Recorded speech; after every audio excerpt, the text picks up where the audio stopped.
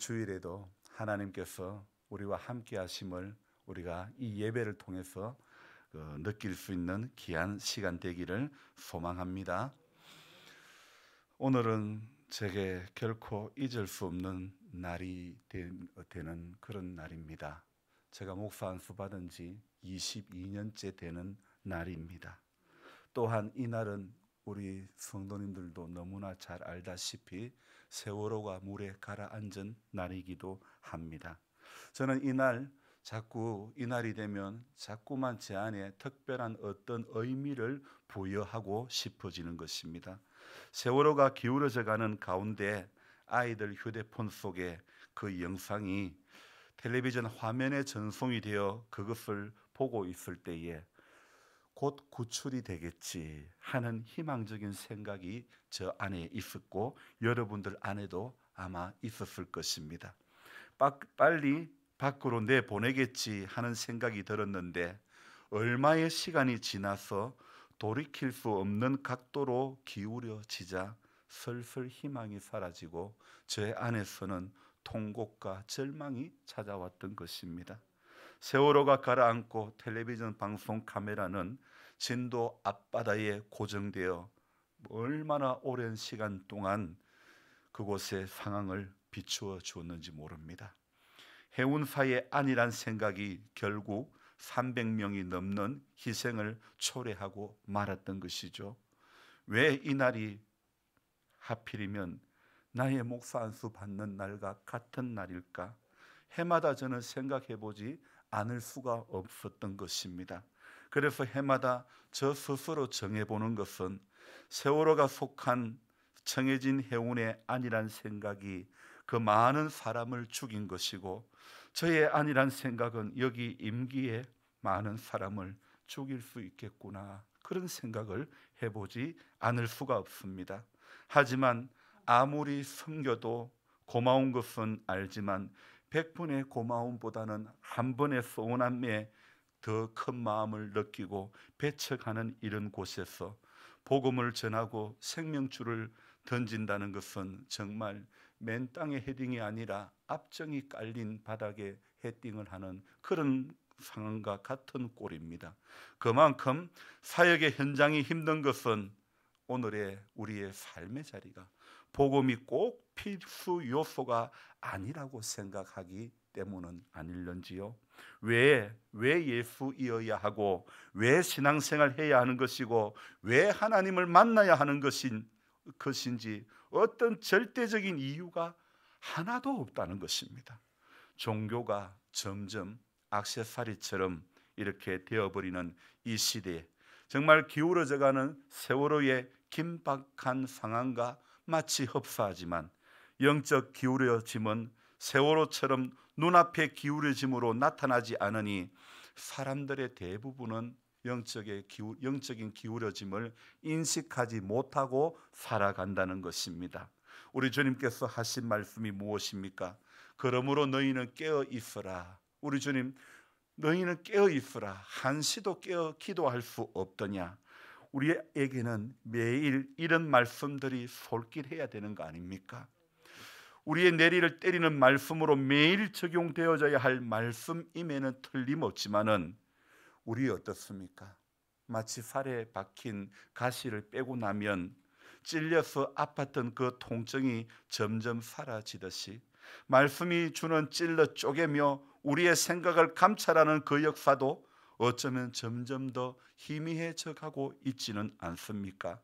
근래에 살펴본 이 다니엘서와 에스겔, 저와 똑같은 인성을 가지고 한 시대를 살았던 이런 선지자들은 어떻게 사명 앞에 흔들림이 없었고 줄곧 그 사역의 순간순간들을 갈등 없이 감당을 했을까? 이런 생각을 해봅니다.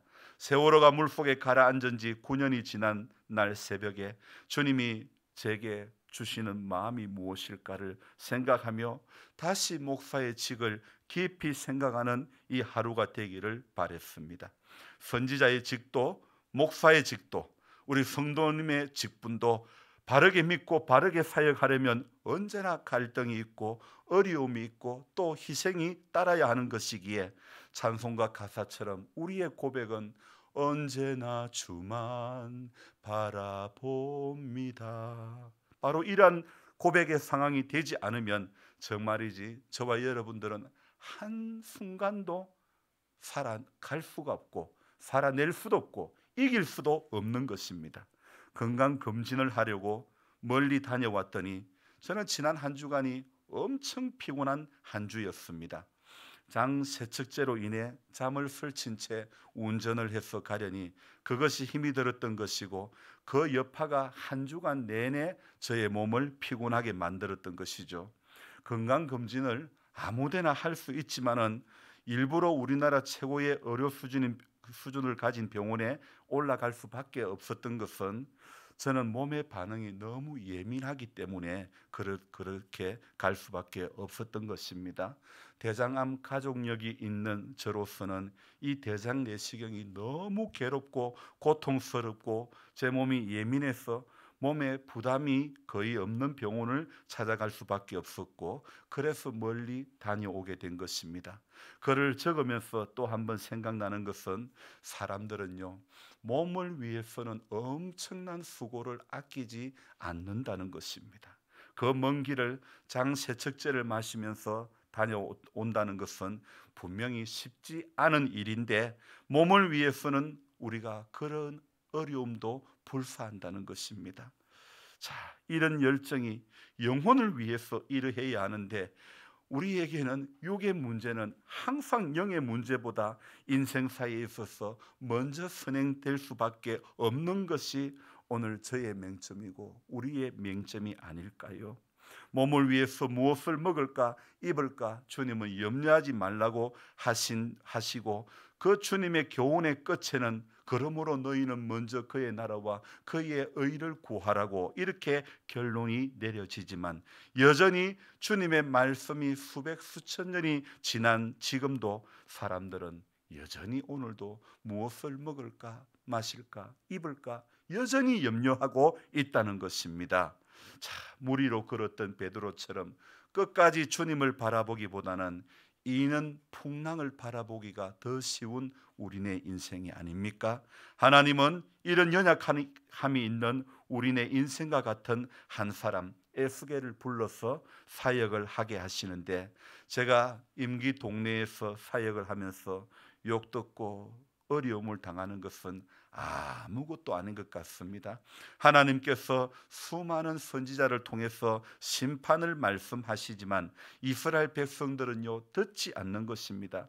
그래서 하나님의 방법은 무엇이냐면 에스겔에게 에스겔아 너는 직접 행동으로 몸으로 보여주어라 그렇게 이야기합니다. 그래서 에스겔서를 쭉 읽어보면요 마치 에스겔이가요 어떻느냐 뮤지컬 배우와 같은 정말 그런 역할을 감당하는 것 같아요. 먼저 한 번은 짐을 꾸려 이사를 하라고 하시며 그걸 보면 백성들이 깨닫지 않겠느냐 그렇게 말씀하십니다. 또 한 번은 하나님은 에스겔이 짐을 들고 성벽을 뚫고 나가게 하십니다. 피신하는 그 모습을 보면서 재앙이 곧 임박했다는 것을 에스겔의 그 모습을 통해서 이스라엘 백성들에게 보여주시는 거죠. 또 떨면서 음식을 먹게 하시면서 유다가 황폐해지고 심판이 다가오고 있음을 백성들에게 알게 하시려는 하나님의 계획이죠. 하지만 어떻습니까? 여러분 오늘 이 심판의 메시지가 전해지는 그 가운데서도 이스라엘 백성들은요 안일하다는 것입니다. 여러분 눈을 뜨고 저를 보시기 바랍니다. 말씀이 들려져야 되는 겁니다. 눈을 뜨고 저를 보셔야 말씀이 잘 들려지는 것입니다. 하지만 이스라엘 백성들은요 에스겔의 그 행동으로 보여주는 그 모습을 보면서도 생각하는 것이 있을까요? 없을까요? 기울어져가는 세월호를 보면서 개안할 것이다. 침착하게 구조를 기다리라고 안내 방송을 듣고 나오지 않았던 사실 그 안에 그 문제는요 사람들의 문제 학생들의 문제가 아닙니다. 선장의 문제고 선원들의 문제인 것이죠. 그런데 오늘 이 에스겔서를 보면 이 성경에서는 선지자의 문제 선지자의 경고 방송에는 아무런 문제가 없습니다. 문제는 선지 속에 이스라엘 백성들의 문제는 어떻습니까?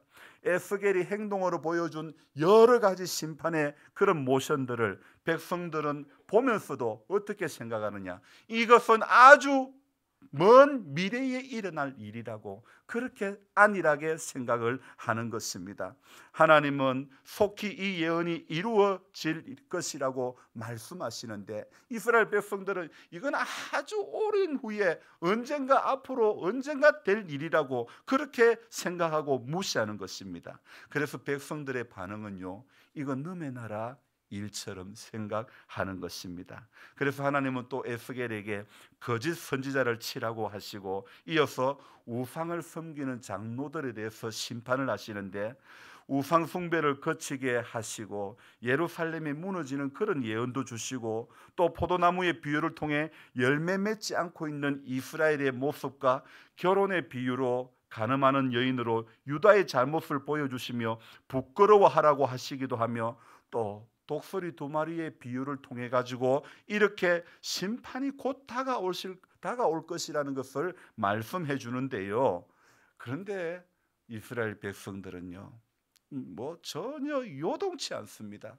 한 번은 아비가 신 포도를 먹음으로 아들 이가 시리다는 속담을 쓰지 못하게 하시는데 이것은 아비의 죄로 아들이 죽는 것이 아니라 모든 사람은 자신의 죄로 자신이 지은 죄로 벌을 받는 것임을 분명히 보여주시고 있는 것입니다.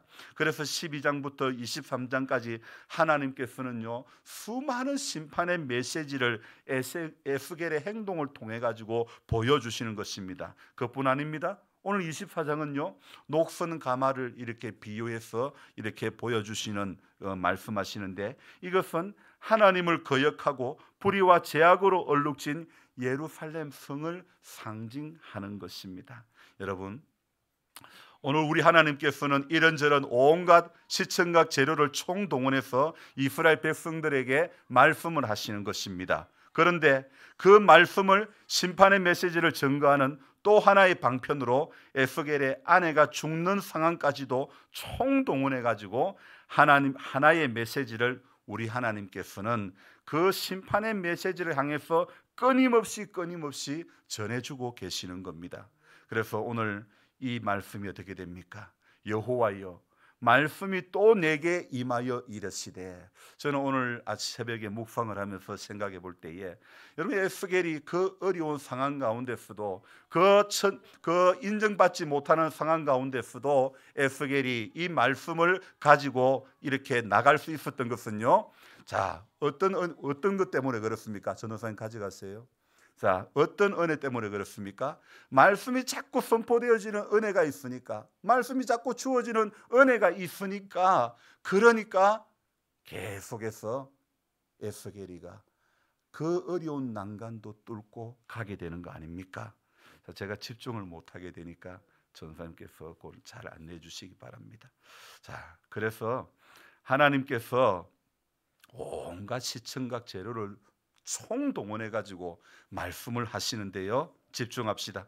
이스라엘 백성들에게 심판의 메시지를 전거해 주시는데 그 메시지를 전거하는 또 다른 하나의 방편으로 에스겔의 아내의 죽음을 지금 에스겔 24장에 이야기를 하고 있습니다. 자, 왜 선지자의 아내의 죽음까지 총동원해서 하나님께서는 이렇게 메시지를 전거하시려는 것입니까? 임박한 심판에 대해서 하나님은 다양한 각도로 이스라엘 백성들에게 말씀을 주시는데 심판이 임박했다는 것입니다. 그래서 여호와의 말씀이 또 내게 임하여 이르시되 인자야 내가 내 눈에 기뻐하는 것을 한 번 쳐서 빼앗으리니 너는 슬퍼하거나 울거나 눈물을 흘리거나 하지 말며. 여러분, 사람들이 받는 스트레스의 1순위가 무엇인 줄 아십니까? 스트레스를 제일 극심하게 받는 1순위가 바로 배우자의 죽음이라는 것입니다. 이것은 인종과 문화의 차이 없이, 관계 없이 세계의 모든 사람들에게 공통적인 문제라는 것입니다.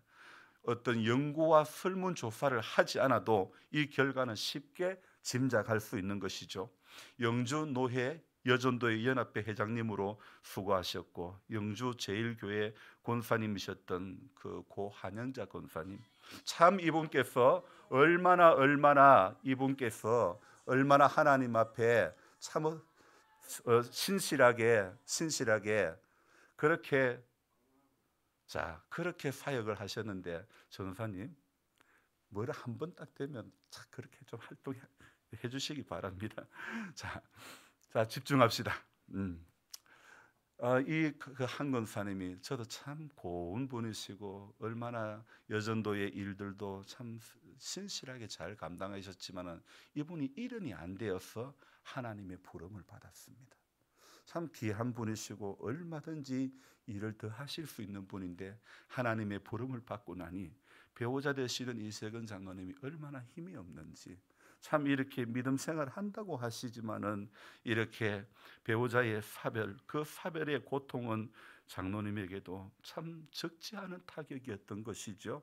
그래서 어떤 한 장로님은요, 아내와 사별하고 몇 년이 지났지만은 그 사별의 고통에서 벗어나지 못하고 운전을 하다가도 갑자기 아내가 생각이 나서 차를 갓길에 세워두고 한참을 눈물을 흘리고 울었다고 합니다. 평소에 잘해주지 못한 것이 생각나고 아내와 함께했던 추억들이 생각나서 감정을 주체할 수 없었다고 하는 것입니다. 여러분, 배우자를 만나 서로 미운 정 고운 정 다 들어가며 함께 인생의 모든 기쁜 일 슬픈 일을 겪으며 30-40년 이상 살아왔던 배우자를 떠나보내는 것은 정말 사람이 감당하기 힘든 그런 시련이죠. 자녀들을 키우며 때로는 경제적으로 어려움과 인간관계의 어려움을 넘어서며 함께 애타고 무릎 꿇고 기도하는 순간들이 얼마나 많았던 것입니까? 모든 추억을 함께 공유했던 배우자를 잃는 것은 정말 말 그대로 자신의 팔다리가 떨어져 나가는, 심장의 한 부분이 떨어져 나가는 것과 같은 그런 고통이 있는 것입니다. 그 고통을 경험하고 나면 단지 그 전에 혼자 살던 독신의 상태로 돌아가는 것이 아니지 않습니까? 사별은 가장 자신을 잘 알고 정서적 실제적 삶의 필요와 관심사를 채워주는 사람을 잃는 것이죠. 인생의 가장 큰 시련이요 가장 큰 위기인 것입니다. 오늘 에스겔이 아내를 잃은 경험이 나오지요. 하나님은 아내에 대해서 이렇게 말씀합니다. 인자야, 내가 네 눈에 기뻐하는 것을 한번 쳐서 빼앗으리니 너는 슬퍼하거나 울거나 눈물을 흘리거나 하지 말며. 이것은요, 하나님께서 그 에스겔의 아내의 죽음이 하나님께서 직접 치신 어떤 결과는 아닙니다. 그의 아내가 오랫동안 앓고 있을 수도 있었습니다. 이 비유적인 표현은요, 하나님이 허락하거나 막지 않은 일을 하나님이 한 것으로 하고 있는데요, 이것에 대한 예를요 우리 민수기에 보면 불뱀에 관한 그런 사건에서 찾아볼 수 있습니다. 여호와께서 불뱀들을 백성 중에 보내, 민수기 21장에 나오는 이 불뱀의 사건요. 그러나 이 불뱀은요, 이때 갑자기 불뱀이 창조되거나 한 것이 아니라는 겁니다. 다른 지역에서 기적적으로 이송된 것이 아니라는 겁니다. 이스라엘 백성들이 여행하고 있었던 광야 지역은요, 불뱀들이 이렇게 널리 퍼져 있었던 것입니다. 하나님께서는 그 뱀들이 백성들을 공격하지 못하도록 하나님께서 억제하고 계신 거죠. 백성의 죄로 인해 하나님께서 그 보호의 손을 거두는 그 순간 결과는 불뱀이 창궐하고 죽음이 있었던 것입니다. 하나님께서 불뱀을 보내지 않았으나 불뱀을 보냈다고 한 것은 바로 같은 이 에스겔의 이야기와 같은 맥락이라는 것입니다. 여러분, 분명 죄와 고통과 죽음의 창시자는 사단입니다. 그러나 하나님은 원수가 우리를 괴롭히기 위하여 우리에게 일어나는 모든 것을 취하여 좋은 목적으로 하나님은 전환시키는 겁니다. 우리에게 감당하지 못하는 시련이 올 때는 우리는 이 세상의 덧없음과 안개와 같이 사라지는 삶의 허물을 절감하고 영원한 하늘 소망을 오늘도 붙잡아야 될 줄 믿습니다. 하나님께서는 에스겔에게 죽은 자를 위하여 슬퍼하지 말고 조용히 탄식하라고 하고 있습니다. 오늘 세월호가 물에 가라앉아서 300명이 넘는 수많은 생명들이 이렇게 이 땅을 떠나갔고, 또 그로 인해서 수많은 그 가족들, 수많은 가정들, 또 그 학교에 수많은 친구들, 살아있는 친구들마저도 삶의 자리가 쉽지 않은 이때에 우리는 다시 한번 이런 모든 상황이 우리에게 닥쳐오더라도 소망이 없는 사람들처럼, 미래가 없는 사람처럼 과도한 슬픔에 잠기지 말라고 하는 하나님의 이 에스겔을 향한 메시지를 오늘 우리가 교훈 삼아야 될 줄 믿습니다. 왜냐하면요, 에스겔은 백성들에게 표징이 되는 사람입니다. 하나님께서 오늘 에스겔에게 에스겔의 삶을 통해서 말씀하는 겁니다. 그래서 에스겔의 삶을 보는 것은 하나님께서 에스겔을 통해서 우리에게 말씀하심이 있겠구나. 그래서 여러분, 오늘 저와 여러분들도 마찬가지입니다. 하나님께서 우리의 삶을 통해서 말씀하심이 우리는 주변 사람들에게 비춰지는 그런 역할을 감당해 가야 되는 것입니다. 에스겔의 그 사별의 고통을 넘어서서 우리가 소망을 갖는 그 모습을, 백성들에게 그리스도 안에 소망을 가지는 확실함의 증거를 우리 보여주는 그런 인생이 되어져야 될 줄 믿습니다. 그래서 우리가 알아야 될 것은요, 하나님께서 허락하신 고통은요, 반드시 우리 모두의 유익을 위해서 사용되어진다는 것을 기억하시기 바랍니다. 그래서 눈앞에 어려움이 있다 할지라도, 말할 수 없는 고통이 있다 할지라도 하나님은 결과적으로 그 고통의 시간을 넘어서서 우리에게 유익된 길로 열어주시는 하나님이신 줄로 믿습니다. 그래서 눈앞에 지금 우리가 닥쳐 있는 상황, 오늘 이 본문 에스겔 24장 아내가 죽었지만은, 그러나 분명히 하나님께서는 인자야, 내가 네 눈에 기뻐하는 것을 한번 쳐서 빼앗으리니 너는 슬퍼하거나 울거나 눈물을 흘리거나 하지 말며, 17절에요, 죽은 자들을 위하여 슬퍼하지 말고 조용히 탄식하며 수건으로 머리를 동이고 발에 신을 신고 입술을 가리지 말고 사람이 조상집에서 먹는 음식물을 먹지 말라 하신지라. 왜 그럴까요? 하나님은요, 소망이 있는 사람에게는 과도한 그런 슬픔에 잠기지 말라는 것입니다. 소망의 주님을 바라보라는 것이죠. 지금 눈앞에 있는 기울어져가는 세월호를 우리가 생각해 볼 때에 다시는 이 땅에 그런 아픔이 없기를 우리 소망하며, 하나님 앞에 우리에게 주어진 인생의 시간들, 나의 영적인 어떤 기울이짐은 없는지를 돌아보면서 하루하루 우리는 바로 주님 앞에 서갈 수 있는 그런 우리 모두가 되어져야 될 줄로 믿습니다. 기도하겠습니다. 하나님 아버지, 말씀을 전하는 가운데 잠시 집중하지 못하는 시간들이 있었습니다.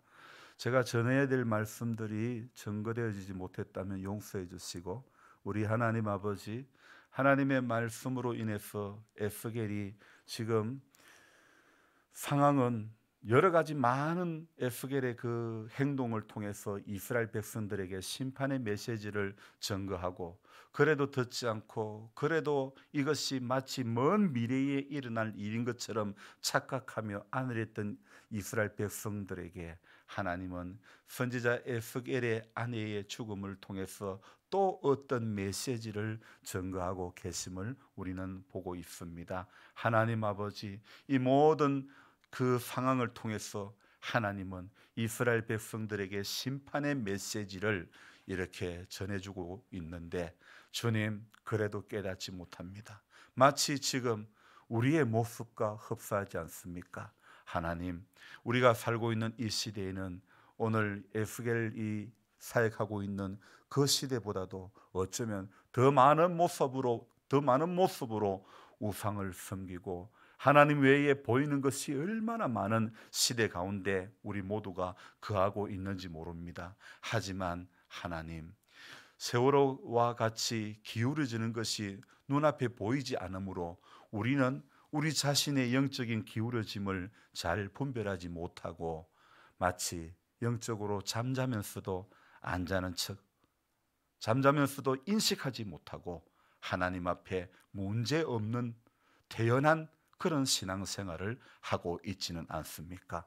그러므로 항상 깨어 있으라고 주님 말씀하시는데도 불구하고 육신의 일에 붙들려서 하나님 영적인 것은 무시하고 하나님 앞에 하루하루 믿음으로 살고 인내하지 못하고 기다리지 못하고 약속의 말씀을 붙들고 든든히 서가야 될 우리들임에도 불구하고 하나님 어떤 모양으로도 주시던 메시지를 붙들어야, 하늘의 메시지를 붙들어야 우리가 사는 것인데도 하나님 종종 우리는 하늘의 메시지를 붙잡지 못하고 땅의 소식에 붙들려 살아왔던 것이 우리의 모습인 것 같습니다. 주님, 이런 우리의 약함을, 연약함을 불쌍히 여겨주시고 우리 인생의 남은 시간이 소망 가운데 붙들려 든든하게 하옵소서.